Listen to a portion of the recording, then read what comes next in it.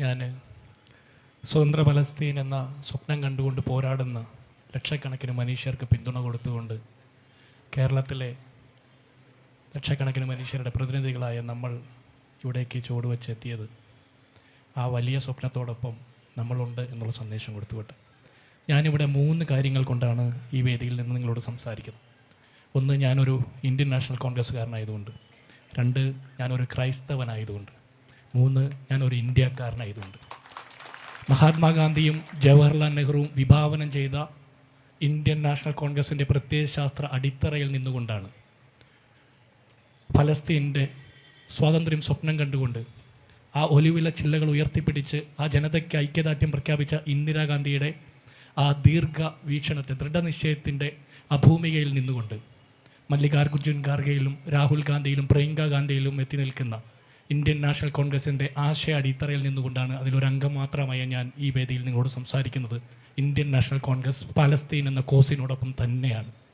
2, തേലക്കാട്ടച്ചൻ പറഞ്ഞതുപോലെ ലോകത്തെ എവിടെയും പീഡിപ്പിക്കപ്പെടുന്ന മനുഷ്യരിൽ ക്രിസ്തുവിനെ കാണാൻ പറ്റുമെന്നുള്ള ആ വലിയ ബോധ്യത്തിൽ നിന്നാണ്.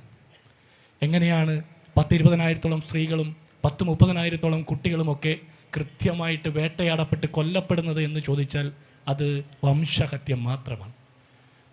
വിജാതീയനിൽ അവനവനെ തന്നെ കാണാൻ പഠിപ്പിച്ച ക്രിസ്തുവിൻ്റെ മതത്തിൽ ക്രൈസ്തവനായി നിന്നുകൊണ്ട് തന്നെ ഓരോ ഞായറാഴ്ച കുർബാനയ്ക്ക് പോകുമ്പോഴും ഫ്രാൻസിസ് മാർപ്പാപ്പയും ലിയോ മാർപ്പാപ്പയും ഒക്കെ പറയുന്നത് പോലെ ഫലസ്തീനിൽ പട്ടിണി കിടന്ന് മരിക്കുന്ന മനുഷ്യരിൽ ക്രിസ്തുവിൻ്റെ മുഖം കാണാൻ മാത്രം പറഞ്ഞ് ശീലിച്ചിട്ടുള്ള ഒരു ക്രൈസ്തവൻ എന്നുള്ളത് കൊണ്ടാണ് ഞാനിവിടെ നിൽക്കുന്നത്.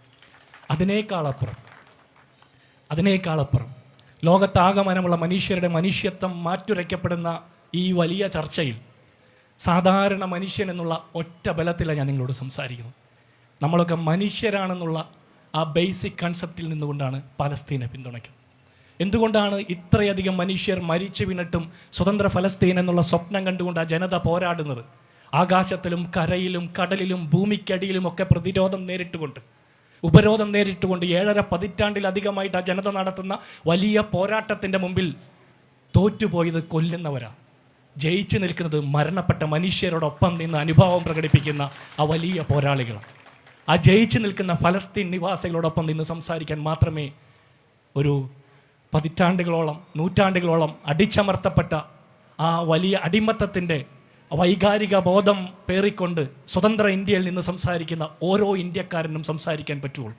ഒരു സ്വതന്ത്ര ഇന്ത്യയിൽ നിന്ന് സംസാരിക്കുന്ന ഒരു ഇന്ത്യക്കാരൻ എന്നുള്ള ആത്മാഭിമാനത്തോടെ സ്വതന്ത്ര പലസ്തീൻ സ്വപ്നം കാണുന്ന ജനതയോടൊപ്പം എൻ്റെ ഐക്യദാർഢ്യം പ്രഖ്യാപിക്കുന്നു. നമസ്കാരം.